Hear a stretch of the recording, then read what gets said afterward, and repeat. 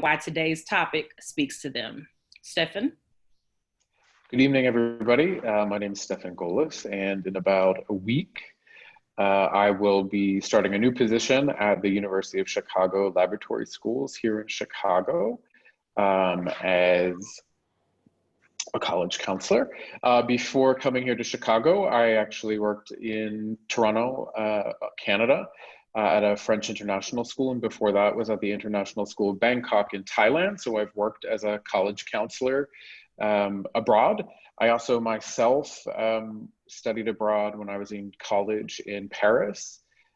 French was one of my degrees, so it was kind of natural for me to consider going to Paris. And then I wound up falling in love with it so much that I stayed there for an extra year and drove my parents crazy because they were worried that I would not come back and finish college, but I did. So I've worked abroad and I've studied abroad and I've lived abroad, and I'm excited to be here. Thank you. Sophia. Hi, my name is Sophia Bazil. I'm a first-generation Haitian American student, originally from New York. Well, I'm not a student anymore. Well, I'm a lifelong student, let's say. I have a background in education that began in New York, teaching humanities, and since then I have moved abroad. In 2014, I went to Dubai, and there I served as a university and careers counselor, an IB curriculum, school UK curriculum, and American curriculum. Then I had a short Chinese adventure, and I was a university and careers counselor there. Since then, I went on to Bangkok, Thailand, and I decided to start my own independent venture that is titled Futures Literate Youth and Professionals. It aims to help students, professionals, and organizations, let's say, further refine, define, and execute their mission-driven objectives and strategies. So I'm doing independent counseling at a very affordable rate for young students, but also working with startups and other government organizations. And I'm currently in Bali, Indonesia. No big deal. Okay, Diane, would you like to introduce yourself? Sure. Hi, I'm Diane Graves. I'm a child clinical psychologist and faculty member at Hick College in Frederick, Maryland. I actually, I'm so used to being on Zoom meetings and having the backgrounds be something that's, that's projected there. And I'm so jealous that you've actually got a real palm trees and your background is actually completely legit. So anyway, I wish I were there too. My contribution has more to do with the academics of traveling abroad, what that can look like. I advise students who are going abroad and when they return. So I'll be talking about some of that. I also studied abroad, much like Stephen, but I went to Italy. And so I'll talk about how transformative that was for me as an undergrad. My undergrad institution has a study exchange program with Tuvalu. So I can talk a little bit about how you can have a study, if you can't go abroad, how you can have one of these opportunities where you go to another campus that's very different from yours. I went to Brown again undergrad, so it was very different and an exciting opportunity for both Tuvalu students and Brown students. So I have a lot to share about that. So welcome everyone, glad to have you here. Thank you everyone. So we will get started with Black and Abroad. At the beginning of the session, we will begin with a conversation about studying abroad while enrolled in an American university. In the latter half of our conversation, we will discuss matriculating to a college abroad, and we will explain the distinction when we get started. The chat feature will be open for the entirety of the webinar, so feel free to talk with each other. And we will respond to questions in the Q&A box. I will respond to some by typing as we go, but I'll save the more pointed questions for the latter part of our session today. So with all of that, we will get started. And our first question I would like to direct to Sophia. So what is studying abroad? Please explain the difference between studying abroad and matriculating to a college abroad. Okay, so in the context of our discussion today and just in general speaking, studying abroad is going to be when you are full-time enrolled at a university in the US and you opt to study in a different country for a semester or a year, perhaps. Maybe longer sometimes. There's some flexibility that I can talk about a little bit later. And matriculating abroad is when you choose to take the entirety of your university requirements at an international university outside of your home country. Thank you very much. Stefan, Diane, do you have anything to add? I'll jump in, and Stephanie, you want to take it from there? I studied abroad for a semester in Florence, Italy. At the time that I studied abroad the fall semester of my junior year. So I did 2 years at my home institution, and then I spent the one semester of my junior year in Italy, living in Italy and taking classes in Italy. And then I returned for the second half of my junior year back to my home institution here in the United States. So I did something similar through Brown as well. I enrolled directly at French universities in Paris and did everything in French. And I initially went just for a semester, but it was the first time I had really spent a lot of time abroad, and I was getting so much out of the experience that I decided to stay for an extra semester. So I actually have a whole year on my university transcript from 2 French universities in Paris, and then I came back and finished. Yeah. Thank you. So since we already got into it a little bit, Diane, can you tell us what the overall benefits of studying abroad are? Well, for me, it was transformative. As I mentioned, I'd never gone abroad before. So like this was all new to me. I was from San Diego, California. I was going to school in Rhode Island. So I was already 3,000 miles away from home, and that felt pretty far away. So the idea of going across, an ocean to another country was daunting, but exciting at the same time. So because I'm from Southern California, I actually spoke quite a bit of Spanish. So I assumed that one of the places, if I was going to study abroad, one of the places I should go would be Spain. I had visited Mexico because, again, it's 20 minutes to the border. So, but I had never been to something like, a place like Spain or to Europe. So I thought about that, and I thought about it. And then I realized that when else am I going to have an opportunity to just take 6 months and go somewhere in my life? Like I had no idea career-wise, or if I was going to go to grad school, if I would have that opportunity. So I decided to go ahead and give it a try. And since Italian is also a Romance language similar to Spanish, I thought I might be able to wing it and go to Italy. And to be honest, part of it was I love Italian food, and I thought I'd like to study art. And I really thought going to Italy, especially to Florence, would be a great opportunity to study art. I'm not an art major. I didn't have any designs on going further with art. I just was always curious about art, and the idea of going to see something in the gallery versus see a slide of it in a classroom was so exciting for me. So when I mean transformative, think about this as your final exam. So one of the major art galleries in Florence is called the Uffizi Gallery, sort of like the Louvre would be in Paris, right? All these master works are there. So our final exam for that class is walking through the Uffizi Gallery with a woman who was born in Italy. It's a University of Michigan program. So she's a Michigan faculty member, but she's native born Italian. And we're walking through the Uffizi Gallery, and she's pointing out different works of art, and I am to describe those pieces of art to her. So that was my final. That's the kind of experience that you can have when you're, if you will, literally in the museum where it happens, right? So these are exciting times. I'll give you one other example of why and some of the things that can happen for you when you're abroad. So we lived in a villa, and we can talk a little bit about living situations and how they vary depending on the program. But the living situation that I was in, we were all in this one big, huge mansion. Basically, we all had rooms in this huge mansion with beautiful gardens, and people would come take their wedding photographs in these gardens. Stunning, beautiful, incredible. We also were eating a ton of pasta, which was good, but we would like to exercise some. So we would get out into the gardens and start exercising, but it really wasn't ideal. So it turns out there was a guy who had started a gym in this little town on the outskirts of Florence where we were situated. And he invited all of the Americans to come work out in his gym for free, providing had been teaching aerobics. I would teach American aerobics people at the club. So twice a week, a group of us would walk down to the gym, and then we would spend time in the gym working out, listening to American music, and hanging out with Italians, speaking only Italian. And I was teaching my aerobics classes in Italian, and we were all listening to American music, and we were, it was a type of cultural exchange that I would never have had I stayed at Brown and just take a language class or just looked at a book to see the photos of these works of art. So there are kinds of things that you can do when you're abroad that might feed your passion and expand your mind to think about how things can be different and the strengths and the beauty of other cultures, languages, traditions, history. And if you're there and you stay there for a period of time, as a psychologist, we know the way you can really expand someone's mind is if you spend time there.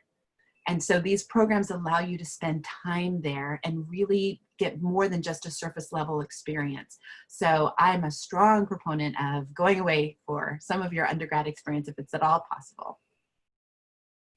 Thank you so much for that. Sophia, do you have anything to add? Yeah, there's when it comes to travel, which studying abroad obviously falls under because you would be doing so for an extended amount of time, this Mark Twain quote always comes into mind. And it is that travel is fatal to prejudice, bigotry, and narrow-mindedness. And many of our people need it sorely on these accounts. Broad, wholesome, charitable views of men and things cannot be acquired by vegetating in one little corner of the earth all one's lifetime. Then there's another quote, I forget who to ascribe it to. I believe it's if you don't travel, that you've only read one page in a book. Sorry, I didn't quote it perfectly, but that's just how I feel about it. Having lived in 4 countries over the past 6 years, and I think I've traveled to 32, and this all happened in my adult life, there's just experiences that you have when you are outside of your home country that really stretch you as an individual, and you're allowed to show up in so many different ways for yourself. And aside from that, speaking specifically about studying abroad, I would say in this world's increasingly globalized economy and workforce, in order to get into the C-suite, which is the executive suite of almost any organization, you need to have international experience and deep knowledge. And while obtaining those, you're able to build your CV. During study abroad, you can do different internships and just have really unique experiences that you would not be able to have in the United States. So Thank you. My addition. Stefan, anything? Yeah, I think I would just add in a very practical, skills-based way, if you love a foreign language or want to get better at a foreign language, it is a very, very, I don't want to say easy way, but program structured way for you to continue your studies in university, but do a very deep dive into developing your language skills further. I studied French at my school, in my high school and in university, and had some wonderful teachers in university in particular. But it wasn't until I was studying in France, in French, living in France, speaking French every day, doing everything you do every day, but doing it in French, that I got to the point where I was dreaming in French. And there was at that point where I was like, aha, now I'm not only fluent, but I got the accent down. And to this day, I did this when I was 19 and a half, 20. I'm now 42. And I still to this day speak French fluently. I taught French as part of my career. I was a director of college counseling at a French international school in Canada, a bilingual country. So, talk about sort of what it does for your career, but it gives you a very practical skill. I would also say that whether it's on a personal level or it's an intellectual and academic one, studying abroad changes your perspective on yourself, on life, on other people, and also what you're studying. I was studying French and French literature, but I was also studying sociology. Particularly, I was looking at the intersection of race and gender and sexuality. And everything that I studied in the United States was fascinating. But then doing that in France, in a completely different social and cultural context, really changed some of the, I think, theoretical frameworks that I was used to thinking in. And that was kind of mind-blowing. And then also interacting with people who had very different opinions and perspectives, whether it was on things social, political, cultural, what have you. It really forced me to challenge my own assumptions about the world. And that, to this day, is a gift that, you know, I feel so blessed to have, because I'm able to shift that perspective, I think, more than I probably would have been able to if I hadn't taken that jump. Thank you for that. One thing I will add, since our target audience is Black students and families, I just wanted to share a little bit about my time in Kenya. This was my first time traveling to the continent, and it was an experience that no one could describe for me. I had to go there and experience it myself. I made a t-shirt after I got home, hashtag Black privilege, because when I was there, I felt, first, being a part of the majority is something that people of color typically don't experience in the US. So just going somewhere and seeing billboards with my face or my hair, and walking into a store and pretty much everything there can be used on my skin, or, you know, something like that. So I would just say the academic piece is huge, but also I would invite you to think about the social part of traveling to another country and just experiencing what it's like to be around people who you have so many shared experiences with that you don't even know about. And so I was there for a brief time, but it still is hands down the most influential experience I've had in my life.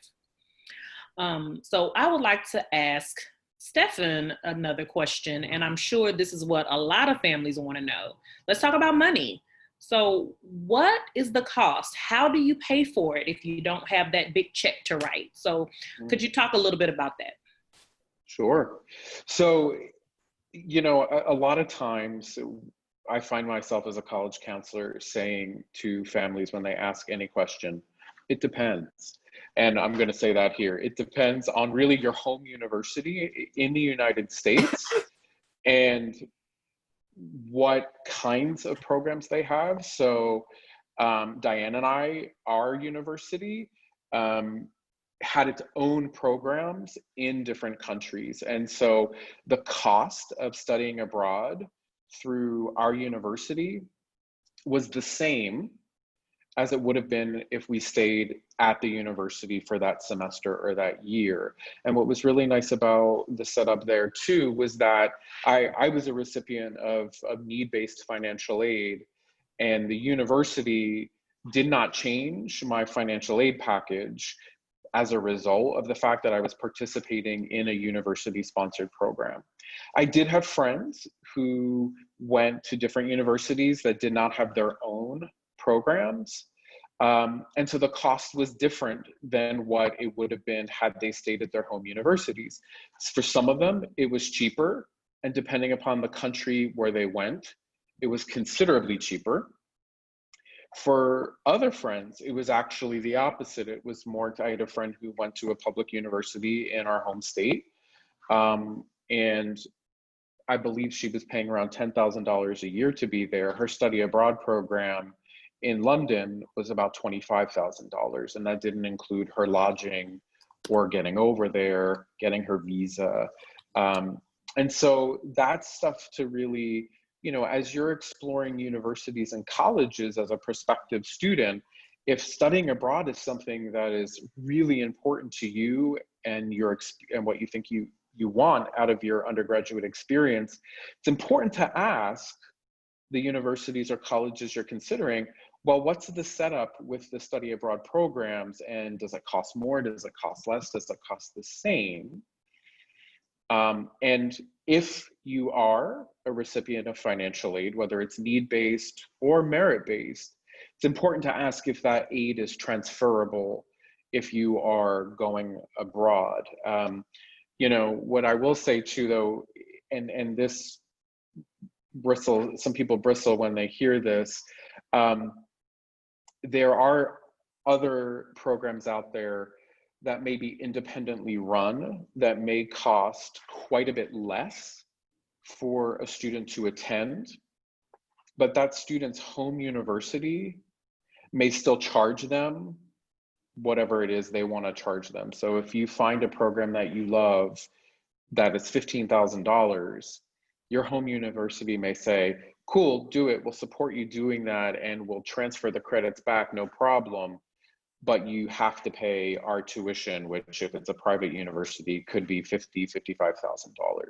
So it's important to ask up front as you're exploring your colleges and university students, like, what is this going to cost my family? And the information should be readily available on the university and college's websites about the cost. But make sure you do this homework up front. You don't want to get to college and then maybe find out that it's cost prohibitive. I lucked out because I didn't do that research, but I lucked out that Brown basically took care of us. But had they not, I probably wouldn't have been able to do it. And anyone who can speak to this is welcome to financial aid. So that's something that, of course, many families take advantage of to attend college. And so how can one apply their financial aid grants or even loans to a study abroad program? Well, really the easiest way to do that is if you're attending, if you're participating in a study abroad program that is sponsored or run by your home institution, because then the bill is still, let's say, NYU, right? So if you're, let's say, if you're receiving NYU financial aid, it's the same dollar for dollar, it's the same thing. If you're receiving, if you're doing a loan of, let's say, a federal student loan, or you get a federal student grant, again, that's being sent directly to NYU, so it's kind of going to the same pot.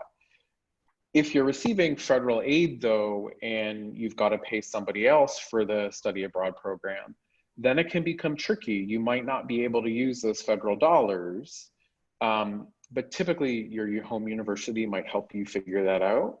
But I would say the easiest way is if you're participating in a university or college sponsored program, because then it's just this, it all goes to the same piggy bank.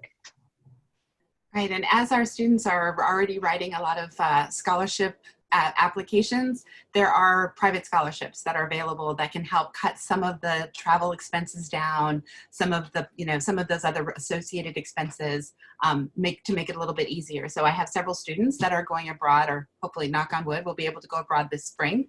And I wrote letters of recommendation for them, and both of them received a couple of $1,000s each in order to be able to offset some of the transportation costs. So there are some private organizations that you can apply for scholarship money specifically for a study abroad opportunity. So those are available. Thank you. Along those same lines, since we're also talking about students who are interested in matriculating to college abroad, how do they pay for that? Well, you mean how do their parents pay for it? Yeah, anyone. Anyone, right? So and this is something that, again, is really, really a wonderful thing to think about because depending upon if you're willing to look abroad for university or college, it could actually be cheaper and substantially cheaper for you to go abroad for college or university than for you to stay in the United States. Just to give you an example, in the Netherlands, which has probably one of the highest quality higher education systems in not only Europe, but the world, tuition for international students is about 6,600 euro. So we're talking about 8,000 US dollars for the year. That is cheaper than most public universities if you are an in-state student. Cost of living, if you're outside of Amsterdam, is probably going to be 15,000 US a year. So if you're looking at a sticker price going to the Netherlands could be an amazing option if cost is something that your family has to consider. And for most families, let's be honest, it is something to consider. Many universities outside of the United States have merit scholarships available for international students. Some are more aggressive in trying to get international students. And if you're an American passport holder, let's say, there are some that want more Americans. But if we're thinking about sticker price, you know, Europe in particular, with the exception of maybe the UK, is quite a bargain. But even the UK, Australia, if you're thinking you'd like to go abroad for university, but you want to do it in English medium, sticker price, tuition, room, board, books, fees, all in, is still probably going to be, with travel, under 50,000 US a year. That's a heck of a lot of money, don't get me wrong. But if you look at the sticker price of an American, let's say private university, that's still close to 25, 30 grand cheaper, depending upon that private university. So sticker price wise, there are lots of bargains out there abroad, and there is merit aid available. Need-based aid can be really difficult, but yeah. Thank you for that. You all already touched on this, but I think Sophia can bring the point home. So what are some of the benefits of choosing to attend a university outside the US? Okay, well, just for a little bit of context, in my international school, particularly in Dubai, there were about 30 different passport holders. And while some of them opted to study in the US, many of my students now have been admitted to 22 different international destinations. So I've been really fortunate to have a lot of different experiences with all different application systems, both on the secondary side, or let's say, requirements on the secondary side and the requirements on the university side to get admitted to these universities. And the number one thing for me, honestly, is just costs. The cost of higher education in the US is, we could go on and on about how it is just an insurmountable barrier for a lot of people because they can't afford to attend the universities if they want to and outright slap down a check, or they wind up with crushing debt after they graduate. And that's not the way anybody should start their professional life. It's another way to fall behind in the race of sorts. So the number one thing for me is cost. That would be like one of the top reasons to pursue a degree at a university outside of the US. To add more, there are countries like Germany, Norway, and Sweden that offer free tuition, and students just have to pay administration fees, which can be anywhere from $400 per semester to like a couple of thousand, which is a fraction of the cost. In South Africa, for example, it's 3,000 USD per year. So with a bit of searching, it's very fundable. Many of you students are working and putting aside money. Some of your parents have a nest egg for your university that wouldn't make a dent in the cost of US tuition, but could very likely cover your tuition at a university abroad. Some other benefits that I would like to highlight are the ones we talked about culturally, and that these experiences are quite transformative. Also academically and career-wise, they can really give you a lot of career capital in terms of what you can do after university. For example, you may stay in the country that you've matriculated in and get a visa automatically to work and continue to build your professional career. Also, another benefit I would say is that I've noticed among application systems, the US system is holistic, which means they are taking into account many different things about you as an individual, which at times can feel empowering, but also is not as transparent as some people would like. There are different reasons people's applications get denied, and there's never a reason why. Was it my essay? Was it my SAT score? Or the combination of everything? Or was the university not looking for people like me this year? It's quite interesting, but I've grown to like that a lot of application systems outside of the US are very straightforward. There are placement exams or there are SAT scores, and if you hit those marks, you're accepted. Now, if you want to get merit-based aid and financial aid, then you might have to hit higher marks, but it's very accessible for a lot of different students. And yeah, so I think that's about it. Do you want to add anything else to that? I guess one thing I would say, and you've hinted at this really nicely, so thanks for giving me the handoff there. A lot of countries, I mentioned the Netherlands, that's one. Australia would be another one. Oftentimes the bachelor, and the UK is another one, the bachelor's degrees are actually 3-year programs, not 4-year programs. So when we talk about the cost benefit in a very literal sense, doing a bachelor's degree that costs maybe your family 25,000 US a year times 3 years versus $75,000 a year times 4 years, you can do the math. It's certainly going to save you a lot of money, but it also saves you some extra time, right? And what's beautiful about some of these countries is your student visa is also a work visa. So you could get internships and you could get part-time jobs if you're studying at the University of Melbourne or the University of Sydney or Amsterdam University College. So you can get work experience in a different country. But also those student visas, even though the bachelor's degree program you might be doing is a 3-year program, those visas are usually good for 4 years. So in that 4th year, after you've graduated, you may actually decide, hey, I could still legally work here for another year. Let me do an internship here in Denmark or in Japan or wherever you're studying. So you're building your resume, your international professional resume, at the same time that your friends are finishing their senior year of college back home in the States. So I would say that there's an opportunity cost benefit to going abroad as well. And I think the last thing I would add, and when you're abroad, I think whatever the skin you live in, you could either it could either be a very affirming experience, or sadly, it may not be.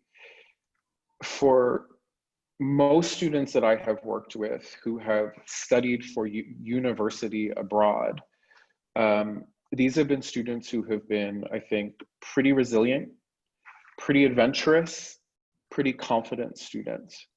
And for nearly all of them, the experience has been affirming because they did something very different that a lot of their peers maybe couldn't have even dreamt of doing. And that confidence that they left university with was something that when they would come back to visit me in my office, I was blown away by how self-possessed, how not only mature, but just how ready to tackle anything that life threw at them, they were ready for.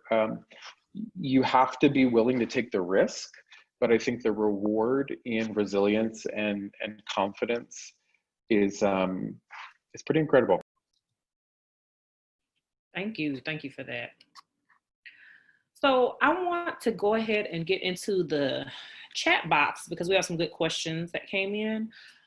I will collapse 2 questions into one because they're very similar. So Grace Bradley and Heather Pollock asked very similar questions about the return home. And so I'll voice over Heather's question and Grace's will be captured in there. Heather says, can we please talk more about what it's like for the identity of persons of color going from the margin to the majority and then back again? There's a huge difference between being African and being Black in the US, and our students need to know how to navigate this shift.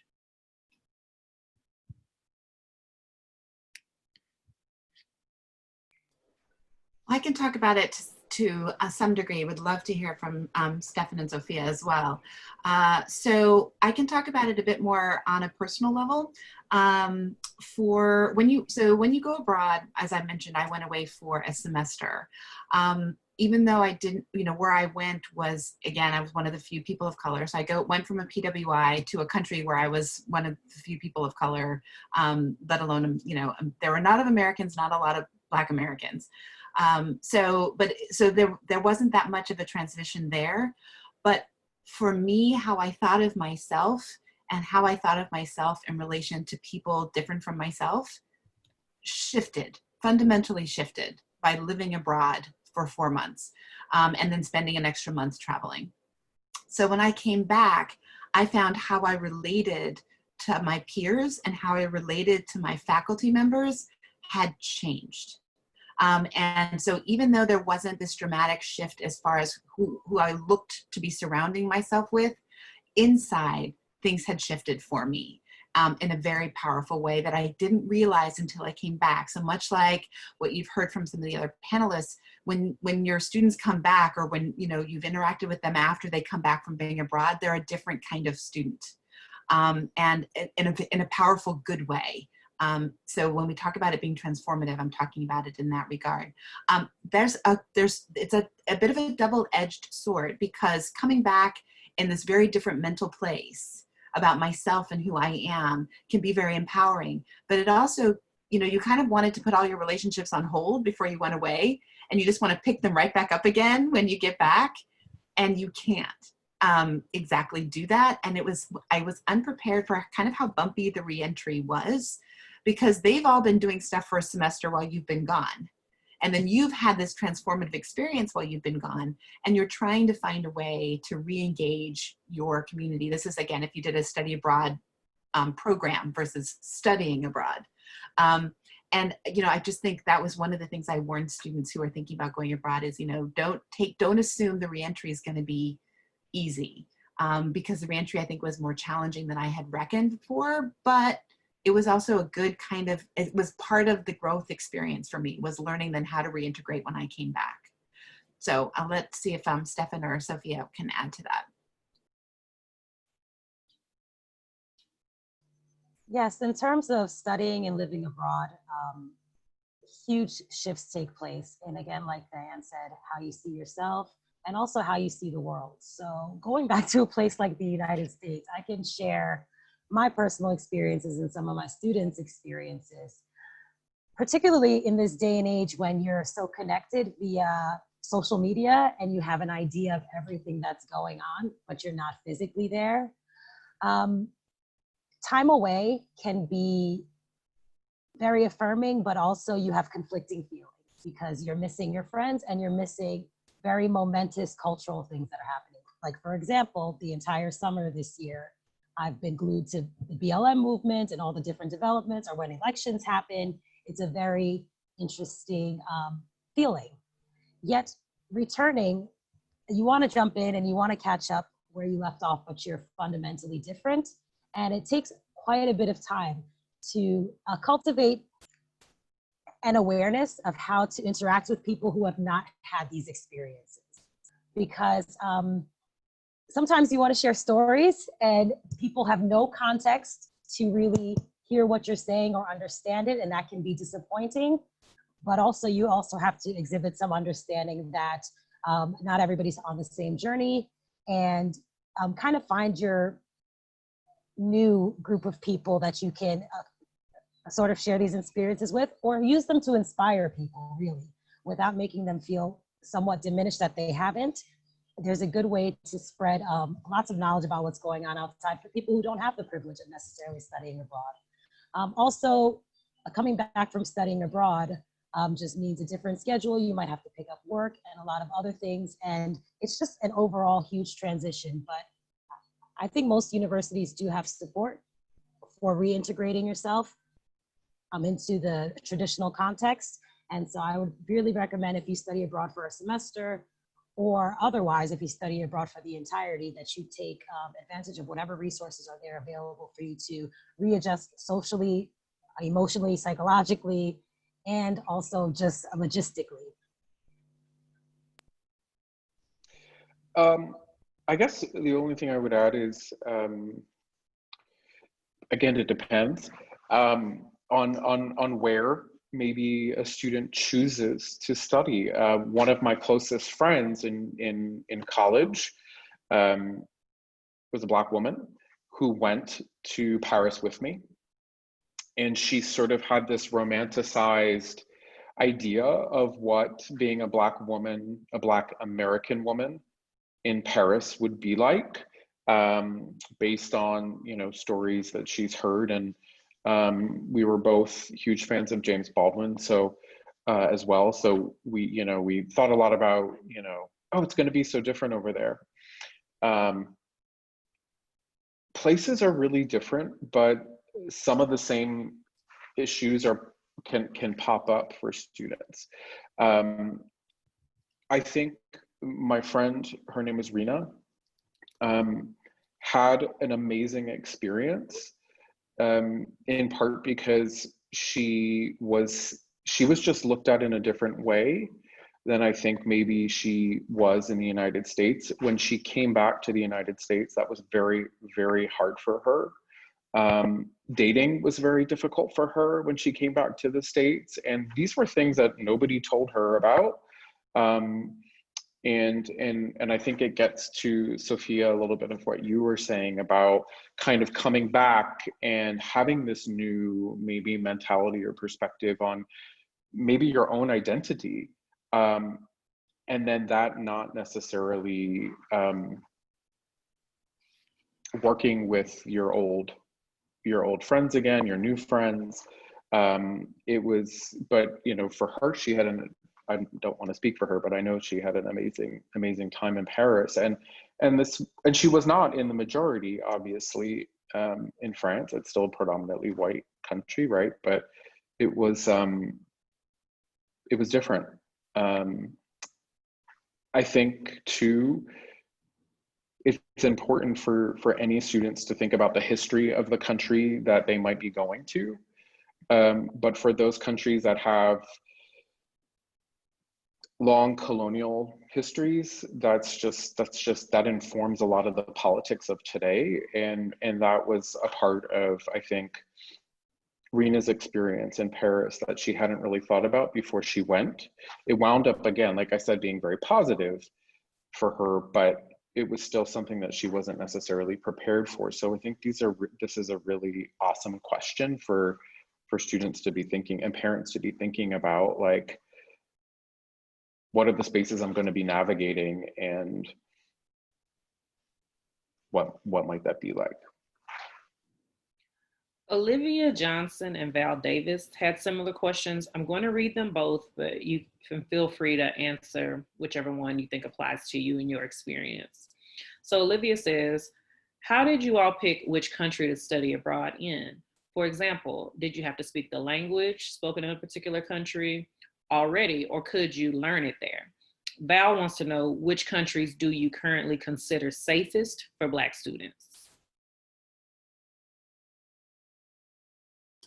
Well, I've already spoken a little bit about how I chose to go to Italy, but I can get a little bit more in the weeds here. So I spoke fluent Spanish. So I said, let me go ahead and try to master a third language while I'm abroad. And so that's in part why I chose a country where I would have to take my classes in Italian. At the time, and this was many years ago, decades ago, when I went, there were different kinds of living arrangements. There were some living arrangements on study abroad programs where you'll stay with a family. There are going to be other study abroad programs where you'll stay with a group of other students. So you want to look into what are going to be the arrangements. How will you live while you're there? Because that puts you in a different kind of context as far as learning the language and needing to know the language. If you're going to a country where, will the classes be in English? Will the classes be in Spanish? Things like that. Or, whatever the languages of the country you're going to. So I decided I wanted to be challenged to speak this other language. So I wanted to go on a program where that language was the primary language spoken. So at the time, Brown no longer does this, but at the time, Brown allowed you to go on anybody's study abroad program and still get credit. And I can come back to the credit issue and how do credits transfer. If people are interested, I'm happy to talk all about that.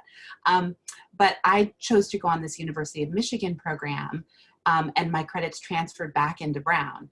But the issue was there were 126 US colleges and universities that had study abroad programs in Florence, which means it was going to be very easy to be able to just have an American experience in Florence. So I specifically chose a program that was headquartered on the outskirts of Florence in a little town called Sesto Fiorentino.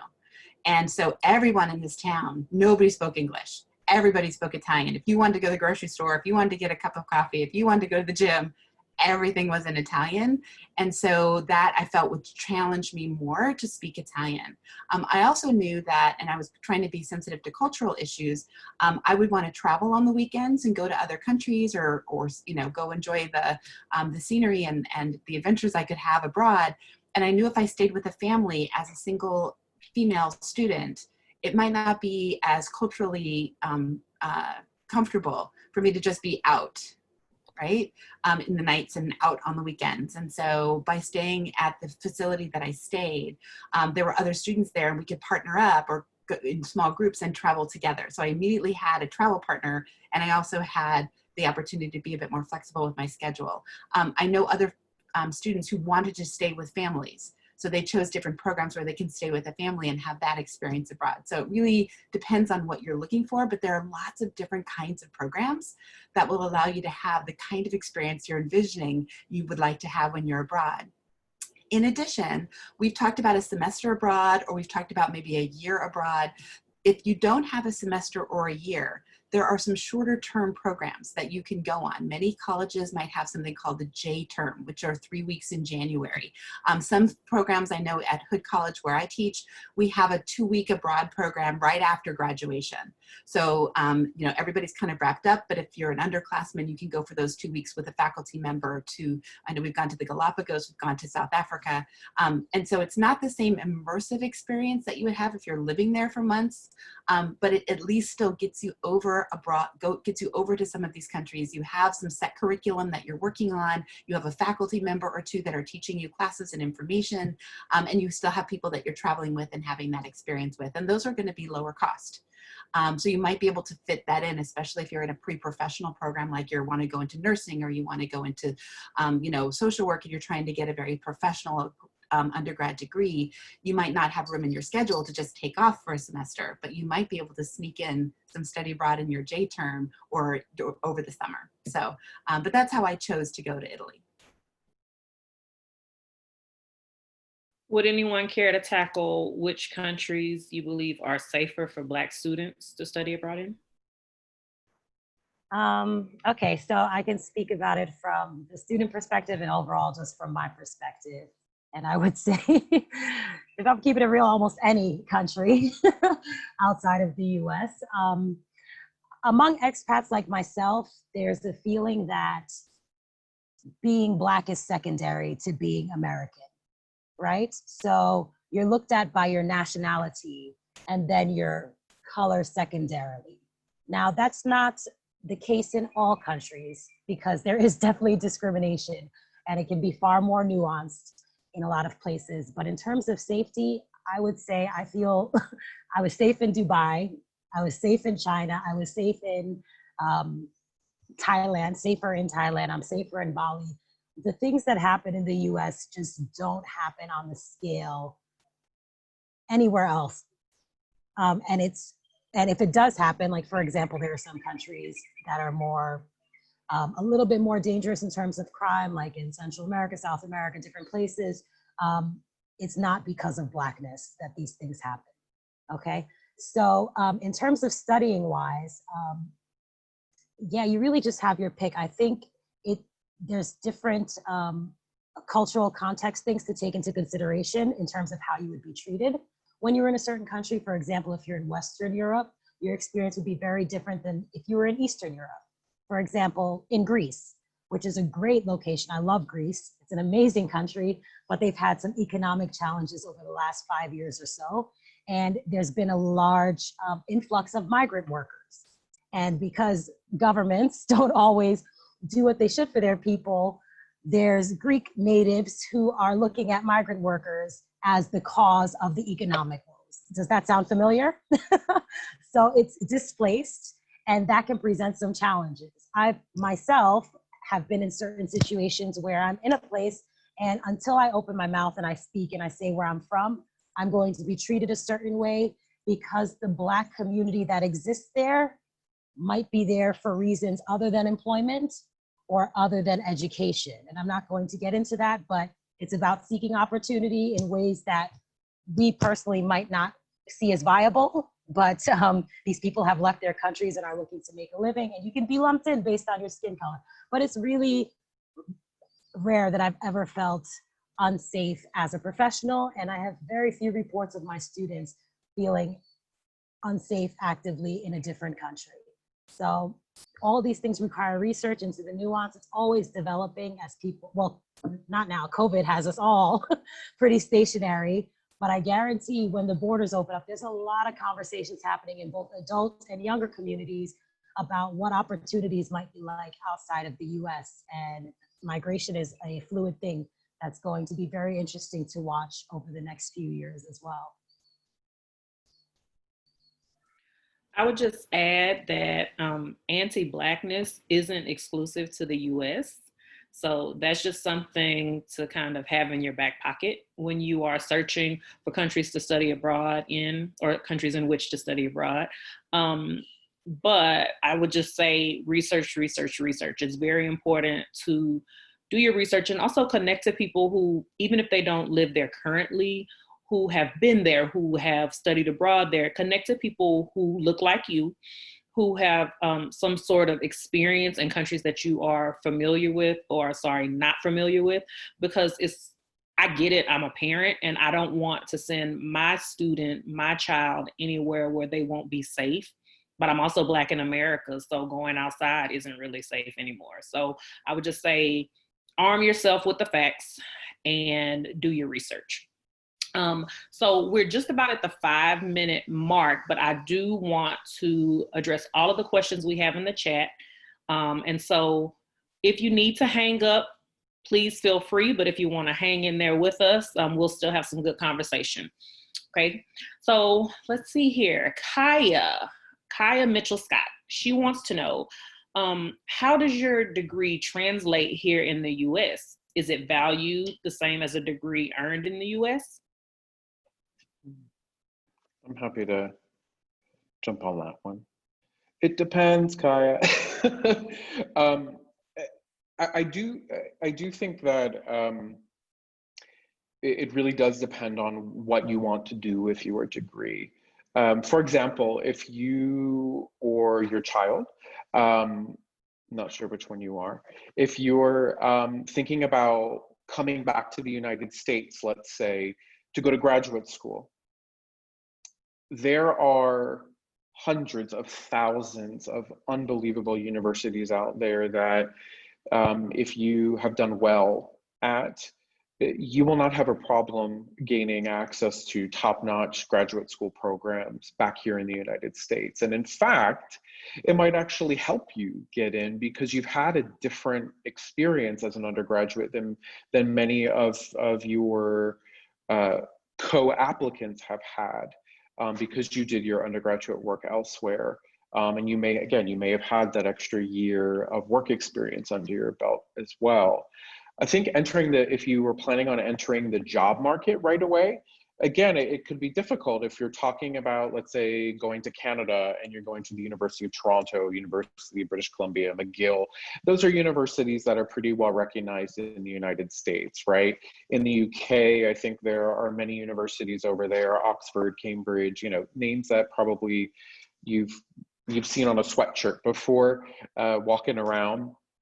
Those are gonna be probably really helpful. Or those are probably gonna be recognized by employers. But real talk, it might be tough if you want to get right into the job from a university that maybe doesn't have that name recognition here in the United States. But again, depending upon what you do with the opportunity you have as an undergraduate, that might not matter. If you go to Australia and you get your bachelor's degree, let's say in business administration, and then you spend that extra year there and you work at a consulting firm in Sydney, and then you want to come back to the United States and work in a consulting firm here, again, it might give you a leg up because you've had the international experience, you've lived abroad a number of years, and you've also got that professional experience under your belt. So I think a big part of it depends on what you do with the opportunities that you have whilst abroad. If you're thinking about staying abroad, then I think it's a little bit different, right? If you look at Australian universities, 2 of the top 5 universities in the world ranked for employability are Australian universities. And so if you're interested in the Asia Pacific, going to an Australian university could be a fast track to whatever career you might want in Asia or the Pacific Rim. So this is stuff as a student you need to think about. Is am I going to come back to the States? Is that my plan? Or do I want to kind of stay abroad for a while? And what are the experiences I'm going to do as an undergraduate that are going to help prepare me best for that next step? I also wanted to add that it is very dependent upon the discipline or the studies you're undertaking. If you're going to study medicine or something like law, you can't just study those things in a different country and then come back to work in the United States.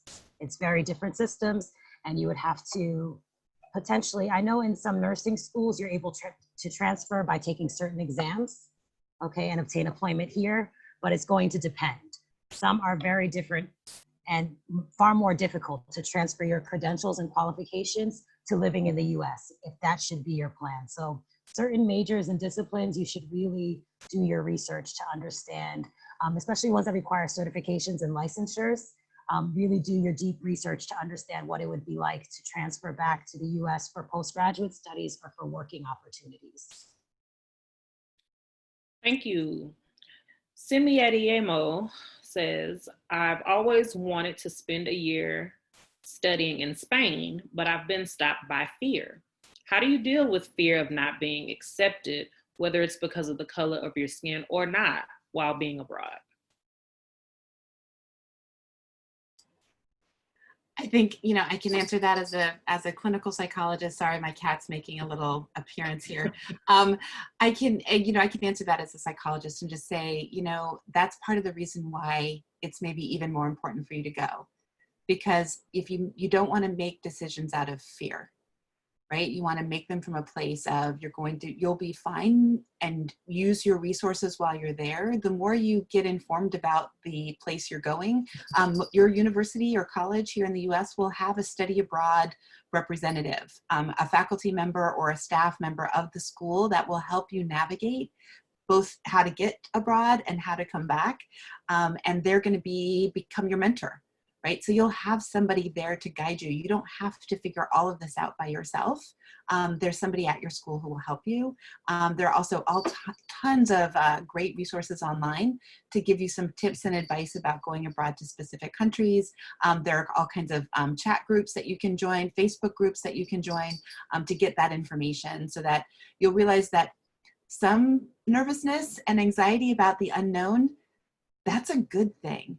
But if you're just doing something or not going to do something because you're afraid, that's when maybe it's the time to take that step and show yourself that you really can do it. Those are the kinds of times where by going, you're going to have that transformative experience that's going to help you feel much more confident about the things that you can do.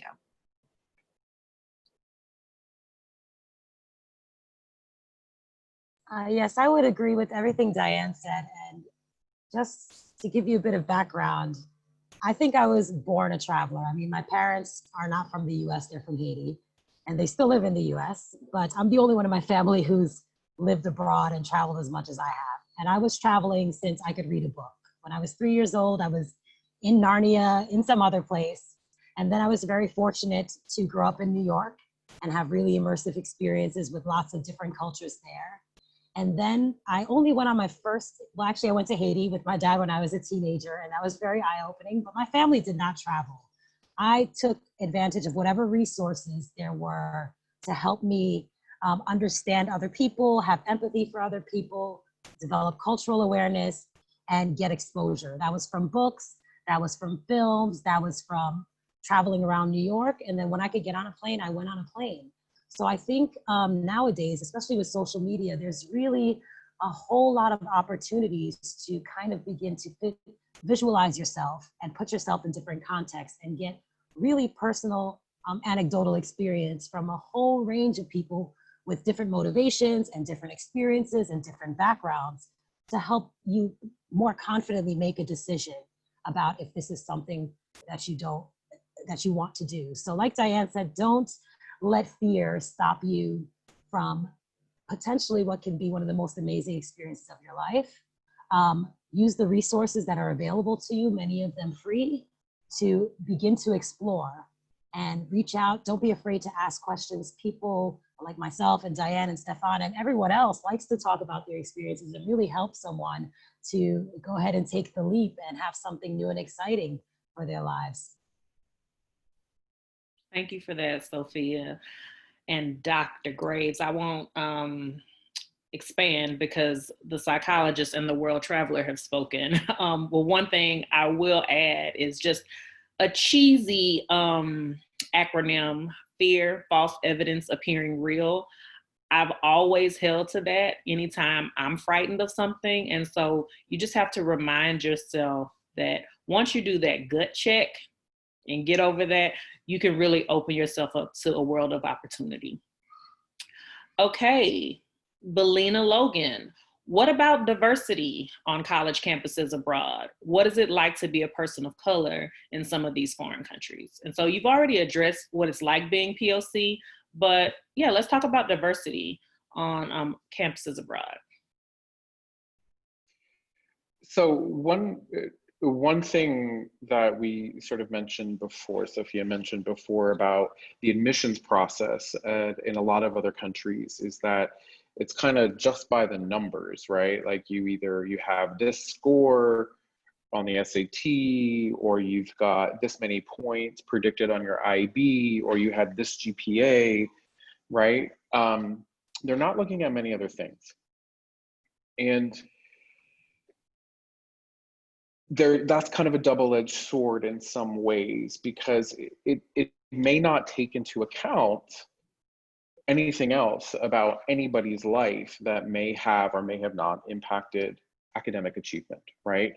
And I would say that by and large, it's only been until recently that a lot of universities outside of the United States are actively starting to think about how the identity of their applicants may impact the perspectives that are around the table in the classroom or in the cafeteria or in the residence halls. Like the holistic review process in the United States tries to take into account or tries to consider. So recently, if you Google racial diversity at Oxbridge, you will find a lot of articles about Oxford and Cambridge universities in the United Kingdom, and your jaw might drop when you see the number of Black or African heritage students on that campus. It's below 1%. And I would say that in a lot of other universities in the UK, it could be better, but it might not be a lot better, right? So this is something that, again, universities abroad are really starting to think about, but it's not nearly the way, it hasn't been valued as much. And that's not a dig necessarily, it just is, it is what it is. It hasn't been really thought about as much as I think it has in the United States, in part because things have operated on the assumption that we're all living in a meritocracy, which that's a whole nother webinar we could have, right? But so it depends, again, it depends. I would say though that there are, and I don't, I'm not trying to just pick on the UK, but there are lots of countries that are lots of universities that really, really value international students and the perspectives that they bring.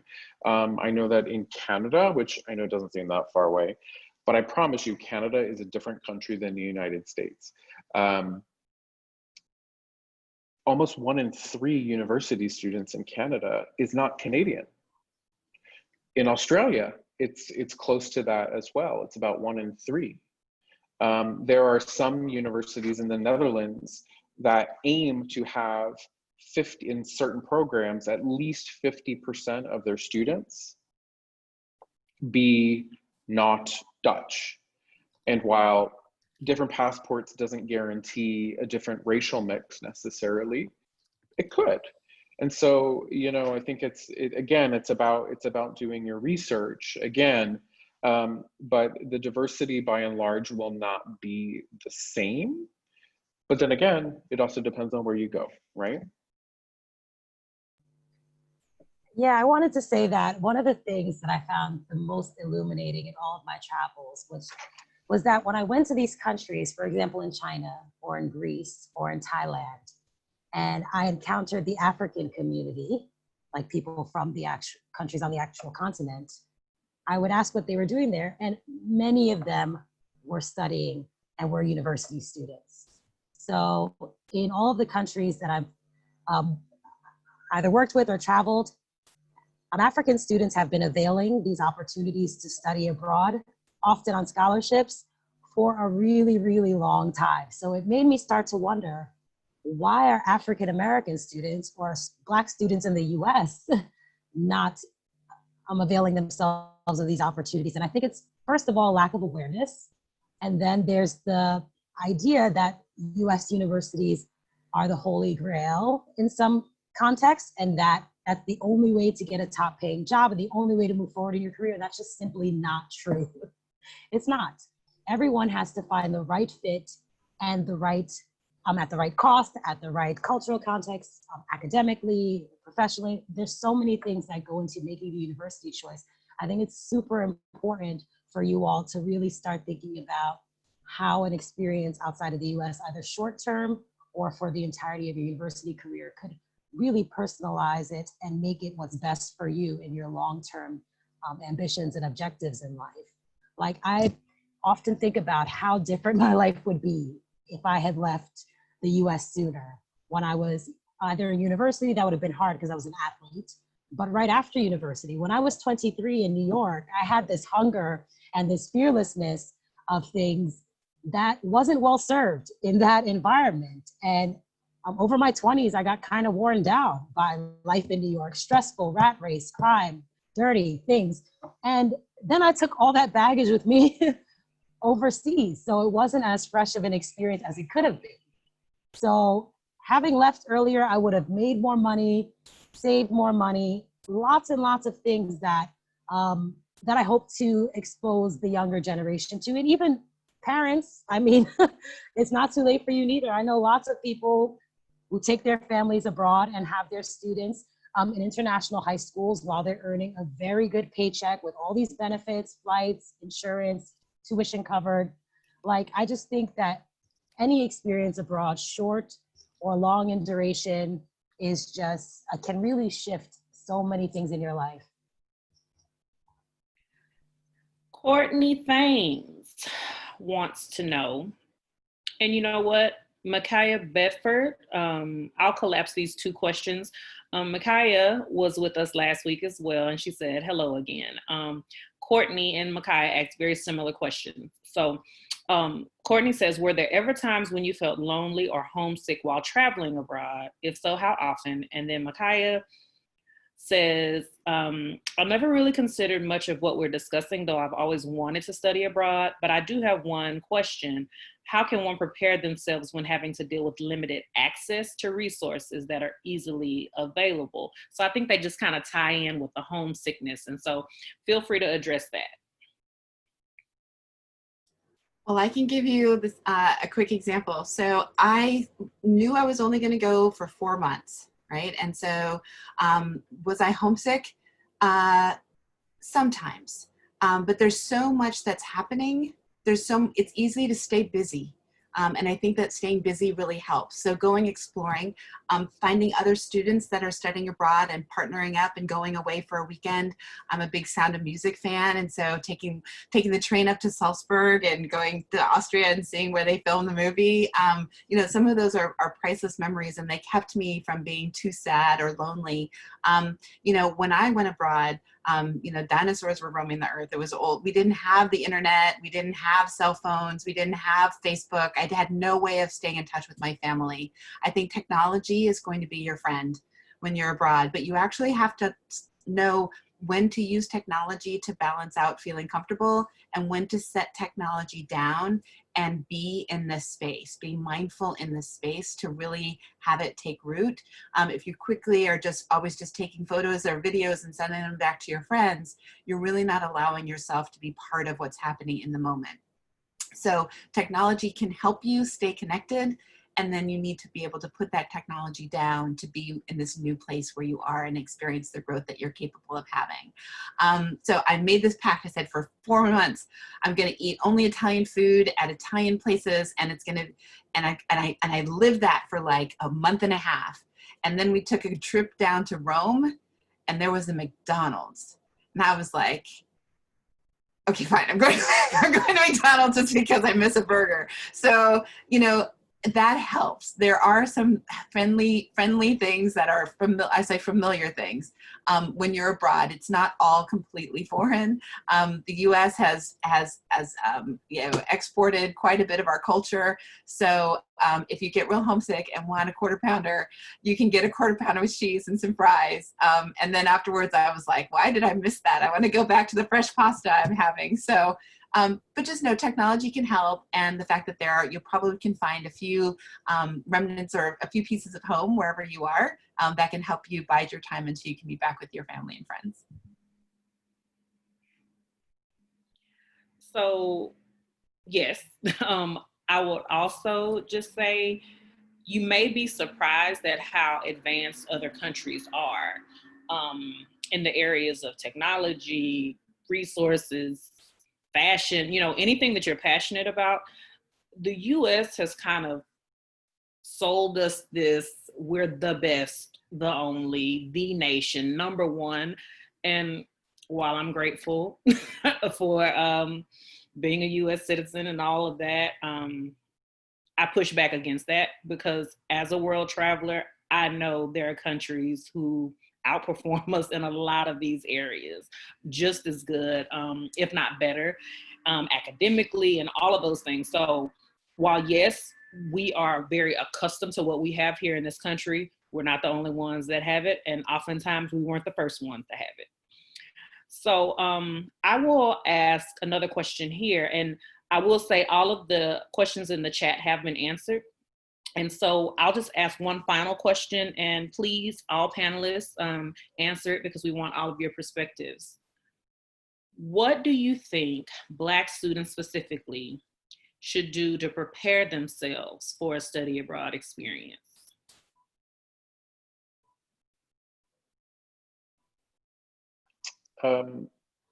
I kind of answered this in the chat. But I'll just throw it out for everybody if for folks who haven't seen it. I would encourage, and I do encourage any of my Black students who are thinking about either going abroad for university or college, the whole 4 years or 3 years, or this is something that's important to me about my college experience, to try and find other Black students at the campus that you are on in the United States who have participated in the study abroad program that you're thinking about, and ask them about their experience. Or if there are Black professors at your American institution who may have had experience living abroad, ask them about their experiences. I could not speak to what it is like to be Black and abroad, because I'm not, right? White professors, that really nice white study abroad coordinator at your university probably isn't going to be able to speak to you about what it might be like to be Black, where you're thinking of going, the way that somebody else who is Black, who's gone before you, can do. So find those folks and pick their brains about it, so that you're ready for the highs, and if there are any lows, you're ready for those. I think study abroad is advertised as this amazing thing for anybody and everybody, but it's tough. It can be tough, and I think the last question kind of highlights that. I mean, I was not ready for the quality of the toilet paper in Thailand. I'm just going to be honest. Okay, it's little things like that you don't see coming, and it's not in the view book that you get in the study abroad office. Peanut butter wasn't a thing in France when I was in France in the late 90s, but ask the questions, and particularly if there are other Black students older than you who've already done it, talk to them. I would say the number one thing is to keep an open mind and to let it go. And what I mean by that is that there's such a unique experience that we share as Black Americans that doesn't translate to those who have been Black in Europe, have been Black in Africa, or anywhere else. Like, being Black American is really unique and special in a lot of amazing ways, but there's also some cultural things that only we can understand. And if you bring those with you, it could really be a deterrent to your experience. Now, what I would say also is to, keep an open mind and be adventurous. Everybody loves our culture. They don't want to be us, really. They don't, but they love our culture everywhere. So have fun with it. Don't take it personally when people ask you questions that feel a bit ignorant, because usually it comes from a good place, or these are teachable moments. Sometimes you're going to have a lot of resilience and adaptability in the way you carry yourself to navigate these spaces.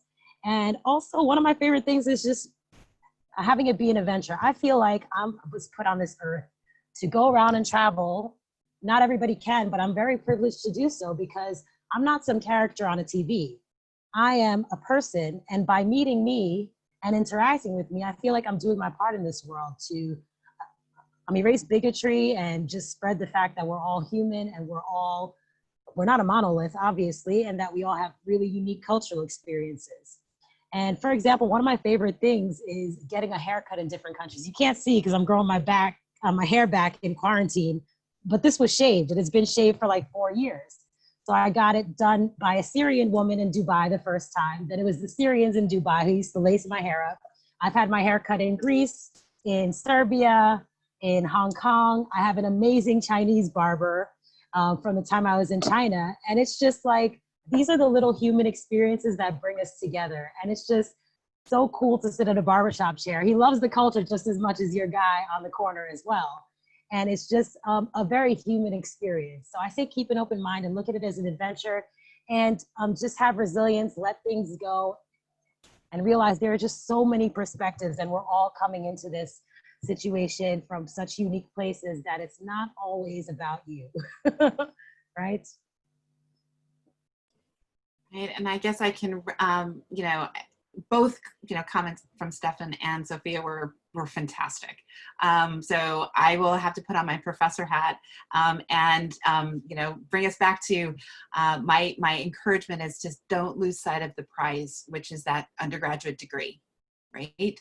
At the end of the day, we're, studying abroad is part of what you'll be adding tools to your toolkit, but you don't want to do things that will derail you from ultimately getting that degree.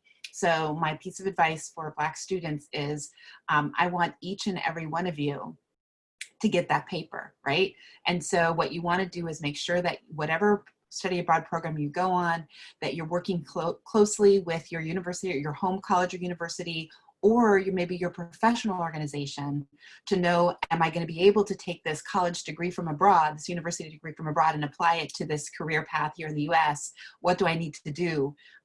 You just want to make sure that you know how this piece of your puzzle will fit into the bigger picture of what you're trying to do. And so it's a valuable and incredible piece, but make sure that it's taking you in the direction of getting the degree that you need so that you can go to the place you want to be professionally. So, and there are a lot of different ways that can happen.